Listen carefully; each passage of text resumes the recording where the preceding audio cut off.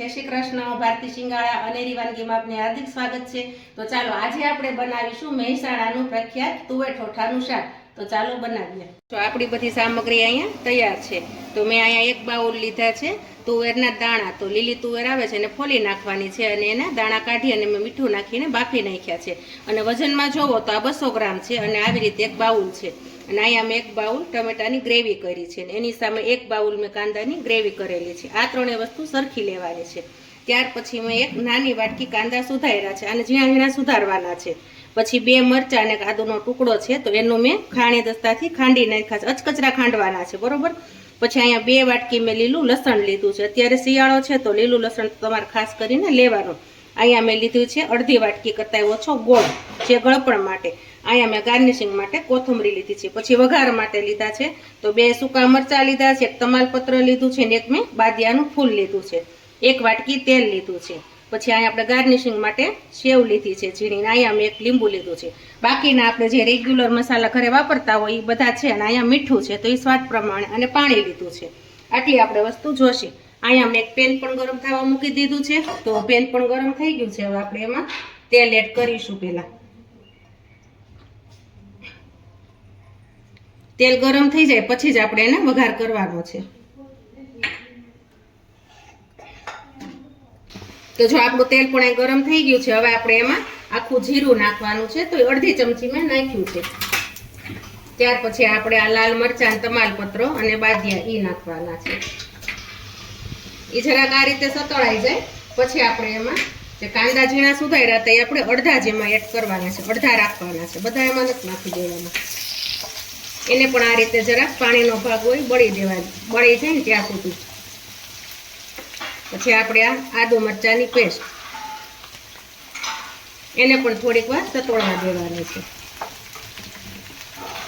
તો આ રીતે ધીમે ધીમે બધું તમે આને ચમચાથી હલાવો એટલે એકદમ પાણીનો ભાગ હોય એ બધો બળી જશે અને કાંદા પણ કાચા નહીં રહે તમારા।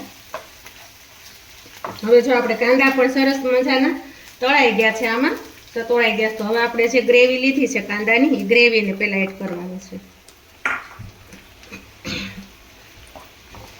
કાંદાને તો પહેલા જ તમારે લેવાના છે કારણ કે એમાં પાણીનો ભાગ હોય અને થોડા કાચા કાંદા લાગે તો તમને એનો સ્વાદ પણ સારો નથી લાગતો। એટલે કાંદાને પહેલા બધી વસ્તુમાં તમે સતોળી લેવાના છે।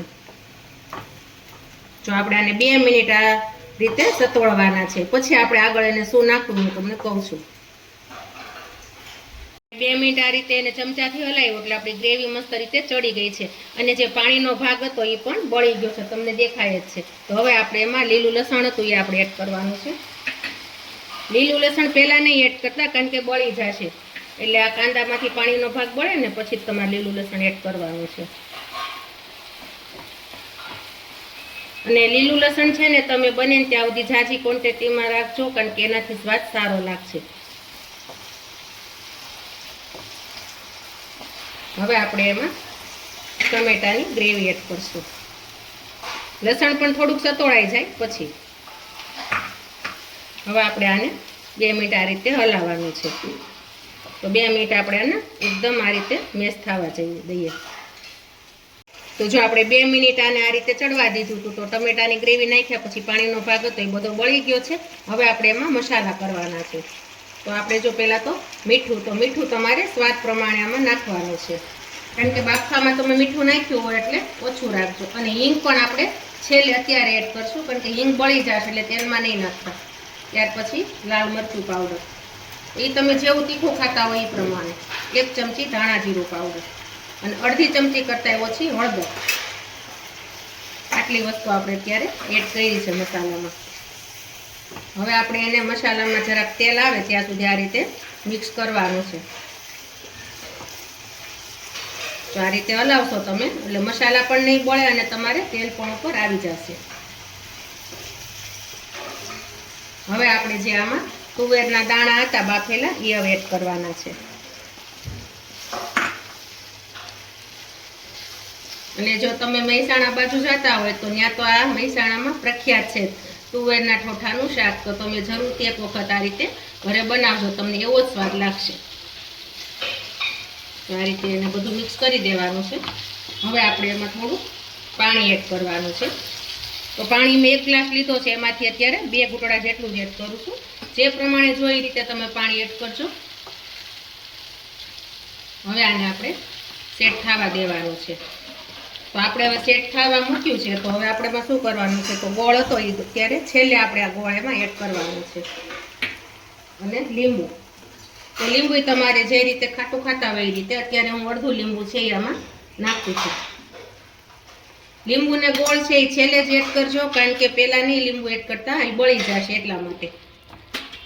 હવે આપણે એમાં છેલ્લે ગરમ મસાલો એડ કરવાનો. તો ગરમ મસાલો મેં અડધી ચમચી કરતાં ઓછો છે, એ છેલ્લે તમારે એડ કરવાનો છે.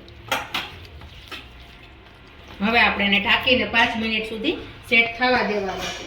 તો આપણે આને ત્યારે ઢાંકણ ઢાંકીને 5 મિનિટ સેટ થવા દઈએ. અને 5 મિનિટ ઢાંકીને રહેવા દીધી. તો 5 મિનિટ થઈ ગઈ છે અને આપણે જોઈ લઈએ.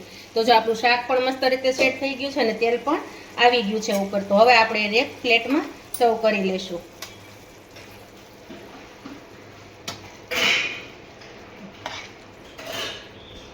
આ શાક તમે બનાવશો તો નાના મોટા સૌને ભાવશે. અને છોકરાઓ લોકો તુવેર ને એવું ન ખાતા હોય, ત્યારે શિયાળામાં સરસ આવે છે, તો ત્યારે તમે આ શાક બનાવીને ખાશો તો એ પણ ખાશે. હવે એને ઉપર આપણે ગાર્નિશિંગ કરવાનું છે. તો લીલા કાંદા જે છે એનાથી આપણે ગાર્નિશિંગ કરશું. પછી આપણે જે સેવ છે એનાથી, ત્યાર પછી કોથમરી. તો જો આપણું તુવેર ઠોઠાનું મહેસાણાનું પ્રખ્યાત શાક તૈયાર છે.